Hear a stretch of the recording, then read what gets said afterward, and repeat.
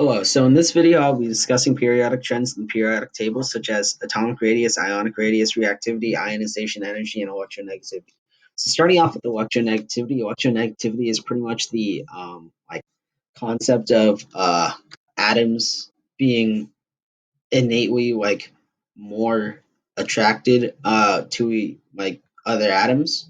So when something has a higher electronegativity, it's gonna be able to attract easier to other atoms. So the general rule behind it is when you go from left to right on the periodic table, it increases in electronegativity, or at least for gases. And when you go up when you go up or from bottom to top, it also increases in electronegativity.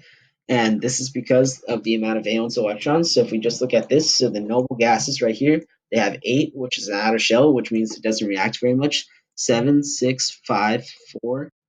And so pretty much what that means and entitles this to is that um, because it's trying to complete its outer shell, especially right here, with the exception of helium out of the noble gases, it'll attract more. And then, yeah, it'll be more electronegative because it's trying to attract more to complete its outer shell.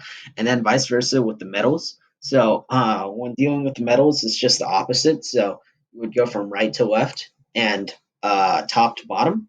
So that means francium over here would be the most reactive, or not necessarily reactive, but attracted because it has 1.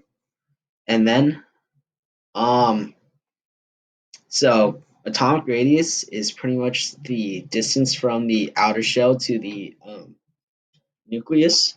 So this is because, so pretty much it's the amount of protons pulling on electrons.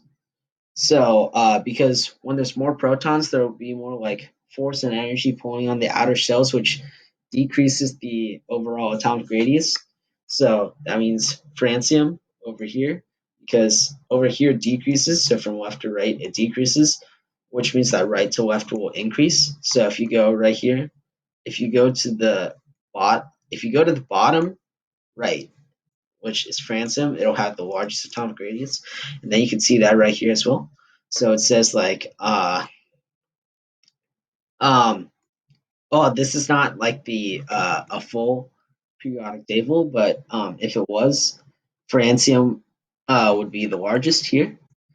And then now reactivity of metals. So metals are, this concept is very similar to electronegativity, as it's just based off of the amount of valence electrons. So this has 1 because of its period, and then also just because of it's just the amount of valence electrons that it has. So 1, 2, 3, 4. So pretty much since this has 1, it'll be able to react with more atoms compared to a different element, such as, I don't know, maybe 3, which is kind of in the middle. So that means that this will be more reactive. The period 1 and period, or not, I mean group, these 2 rows, and then if we would look at this corner over here, excluding the noble gases, which would also be more reactive. Now let's talk about ionic radius. So ionic radius is very similar to atomic radius, except for the main difference, which you could probably assume from the name, is ions. So ions rather than the nucleus. So ions are just the transfer of an electron from one atom to another. So the rule for this is when it increases. The ionic radius increases when you go down, and it also increases when you go from right to left. See, so it says decreases right here.